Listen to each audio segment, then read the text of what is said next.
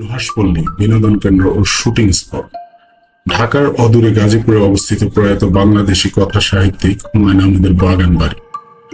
কার্যত এটি নুহাশ চলচ্চিত্রের শুটিং স্পট ও পারিবারিক বিনোদন কেন্দ্র। বাংলাদেশি কথা সাহিত্যিক হুমায়ুন আহমেদের ব্যক্তিগত উদ্যোগে নুহাশপল্লী প্রতিষ্ঠা করেন গাজীপুর জেলার চৌরাস্তা থেকে 20 কিলোমিটার দূরে এক হোতাপাড়া বাজারের পিরুজালি নামক গ্রামে প্রয়াত হুমায়ুন আহমেদ নুহাশপল্লী গড়ে তোলেন। সেখানকার নানা স্থাপনা আর অসংখ্য ফলজ বনজ গাছের পাশাপাশি তিনি ঔষধি গাছের বাগান বানিয়েছেন। ছেলে নুহাশ হুমায়ুনের নামে রাখা হয় নুহাশপল্লী। আমরা হাঁটছি, গেটের সামনে যাচ্ছি, তারপর আরো কিছু কথা আছে। এখানে কিছু তৈজসপত্রের একটি বিক্রি করা হয়। এখানে হস্তশিল্প যেমন ছুরি, ব্যাগ, এগুলি হ্যান্ডিক্রাফটস, এগুলি সাধারণ জনগণের জন্য এগুলি স্মৃতি হিসেবে আপনারা নিয়ে রাখতে পারেন যদি ঘুরতে যান কেউ।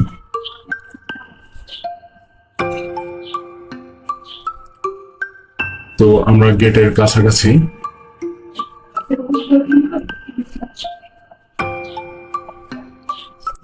হুমায়ুন স্যারের সমাধি বাম দিক দিয়ে গেলে দেখা যাবে এবং ভিতর থেকেও সমাধিটা দেখা যায়।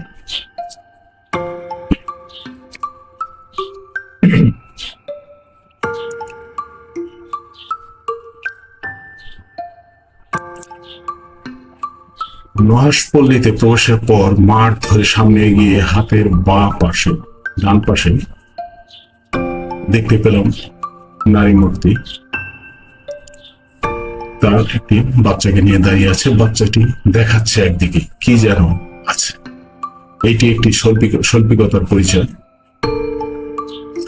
এবং হাতের বাঁ পাশে শেফালি গাছের নিচে নামাজ ঘর এবং তার এবড়ো থেবড়ো সুইমিং পুল।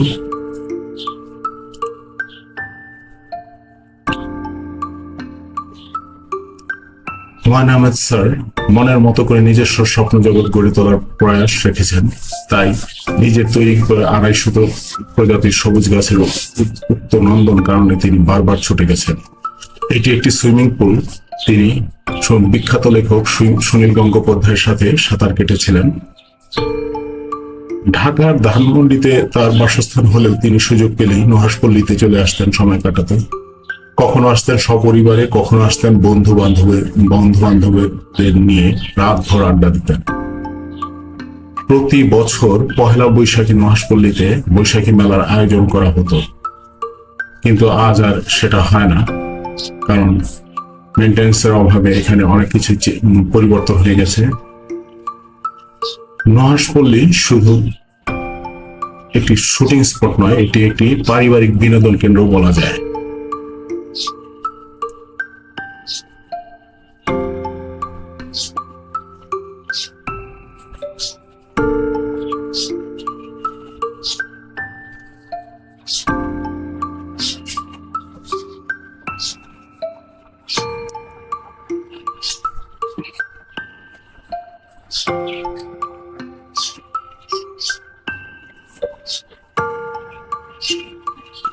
আমরা যাচ্ছি তার সেই সমাধির দিকে।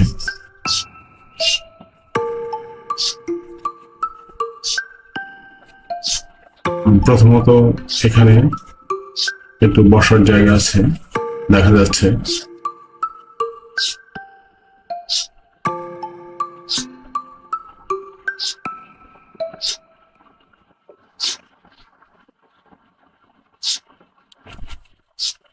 এখানে অনেক নাটকের শুটিং হয়েছে। এটা আসলে শুটিং স্পট। ওরা 3 জন, সমুদ্র বিলাস, কেউ কোথাও নেই, কিছু অংশ দেখানো হয়েছে। আরো অনেক নাটক এখানে শুটিং এ হয়েছে ওনার। উনি একাধারে চলচ্চিত্র নির্মাতা এবং নাট্যকার, গীতিকার, সুরকার। উনি সর্ববিষয়েই সর্বজ্ঞান, সর্বজ্ঞ।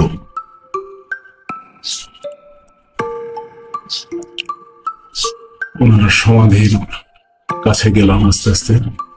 সমাধির কাছে গিয়ে সমাধির চিত্রটা ধারণ করার চেষ্টা করলাম।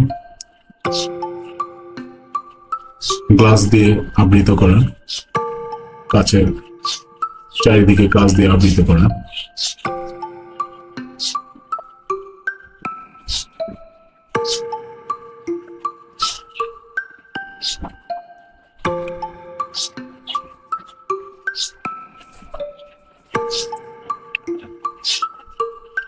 এখানে একটি দাবা ঘর আছে, দেখাচ্ছি। দাবা ঘরটি বেশ সুন্দর। এখানে বসে হয়তো তিনি দাবা খেলতেন। অনেক বড় বড় গুটিগুলো হাত দিয়ে ধরে সরানো, হ্যাঁ, ছোট গুটিগুলো হাত দিয়ে সরানো, এটা 2 হাতে ধরতে হতো। অনেক বড় বড় সাইজ, এলোমেলো করে রাখা হয়েছে। বেশ ভালো লাগলো দেখে। মনে হচ্ছে যে এই মাত্র খেলে গেছেন, খেলা হয়েছে।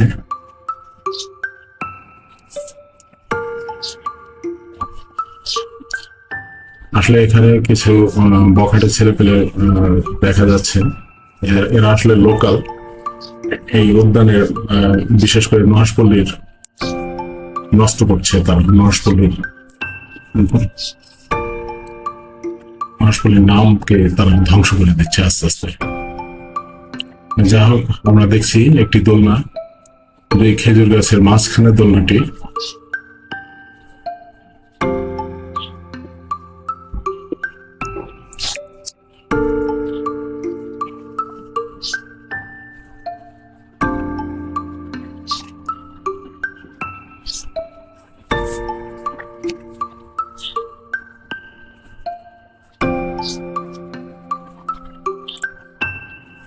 হুমায়ুন আহমেদ স্যার মনের মতো করে নিজস্ব স্বপ্ন জগৎ তৈরি করে তোলার প্রয়াস রেখেছেন।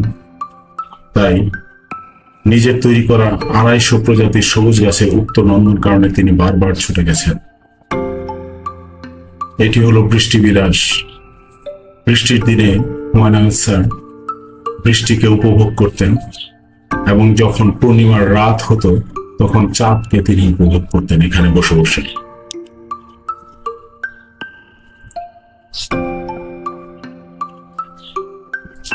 বৃষ্টি বিলাস।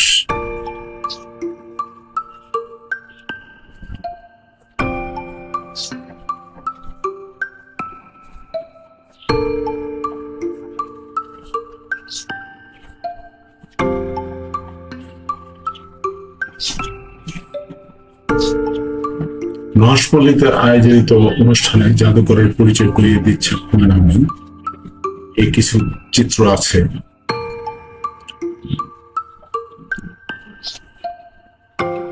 এটা হলো ঔষধি বাগান, যেখানে 250 প্রজাতির ঔষধি গাছ রয়েছে। অনেক গাছই চিনি না, তারপর কিছু গাছের নাম জানি। অর্জুন, তারপর নিম গাছ, এগুলি আছে। এই যে ফলক চিত্র দেখানো হচ্ছে, তার পাশে গাছগুলো দেখাচ্ছি। এখানে 250 প্রজাতির গাছ রয়েছে। উনি যেখানে যা পেয়েছেন, বিভিন্ন দেশ বিদেশে ঘুরে এসে গাছ, তিনি কিছু বীজ নিয়ে এসেছেন, হয়তো গাছ নিয়ে এসেছেন, এখানে রোপণ করেছেন।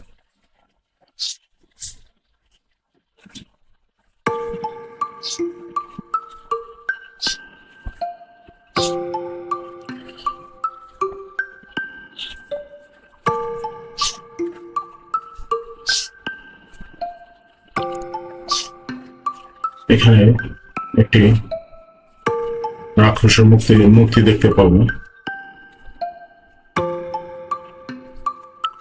বন্ধু বান্ধবদের নিয়ে রাত ধরে আড্ডা দিতেন। প্রতি বছর 1 বৈশাখে নুহাশপল্লীতে মেলার আয়োজন হতো। নুহাশপল্লীতে হওয়ার আমাদের শুটিং স্পট, সদৃশ্য বাংলো গড়ে তুলেছেন। মৎস্যকন্যা,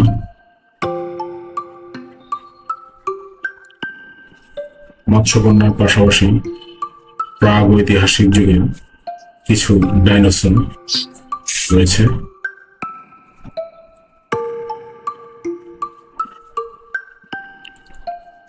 শ্বেত পাথরের মৎস্যকন্যাটি শ্বেত পাথরের। এটি একটি রাক্ষসের ছবি।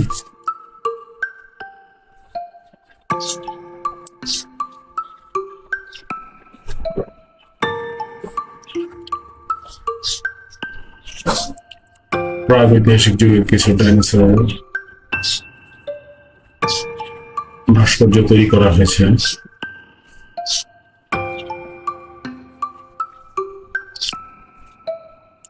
তিনি সুযোগ পেলে নুহাশপল্লীতে চলে আসছেন সময় কাটানোর জন্য। আসতেন সপরিবারে, কখন আসতেন বন্ধু বান্ধবদের নিয়ে, রাত ভরটা দিতেন।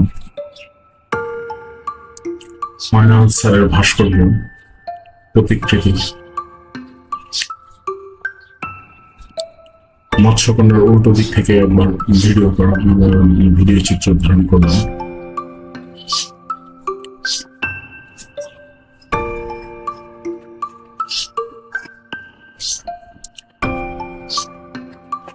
নুহাশপল্লীতে হুমায়ুন আহমেদের শুটিং স্পট দিঘি আর 3টি সুদৃশ্য বাংলো গড়ে তুলেছেন। একটিতে তিনি থাকতেন আর বাকি 2টিতে তিনি তার শৈল্পিক চিন্তাধারার বিকাশ ঘটিয়েছেন। শান বাঁধানো ঘাটের দিঘির দিকে মুখ করে বানানো বাংলোতে তিনি ভূতবিলাস নাম দিয়েছেন। দুর্লভ সব ঔষধি গাছ নিয়ে যে বাগান তৈরি করা হয়েছে তার পেছনে রূপকথার মৎস্যকন্যা আর রাক্ষসের ভাস্কর্য, যেটি একবার দেখিয়েছি। পদ্মপুকুর অর্গানিক শৈলীতে নকশা করা এবড়ো থেবড়ো সুইমিং পুল, যেটা আগে দেখিয়েছি। সুনীল গঙ্গোপাধ্যায়কে নিয়ে তিনি সাঁতার কেটেছিলেন।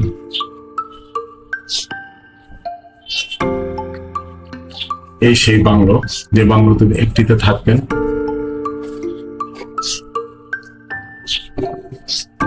এই বাংলোর নামই ভূতবিলাস। সাইড থেকেও তুললাম একটু বাংলোর ব্যালকনি বা বারান্দা, যেটাকে বলে, পুকুরের দিকে মুখ করে আছে, বেশ সুন্দর। এখানেও তিনি বসে বসে বিভিন্ন প্রাকৃতিক সৌন্দর্য উপভোগ করতেন।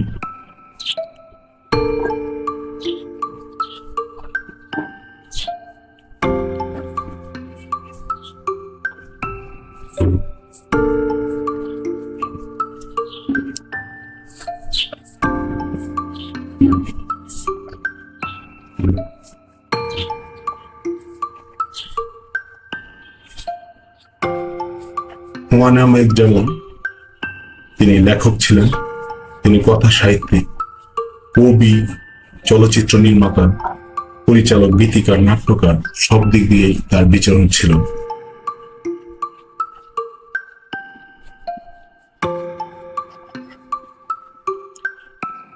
হুমায়ুন আহমেদ স্যারের লীলাবতী উপন্যাসের একটি চিত্র।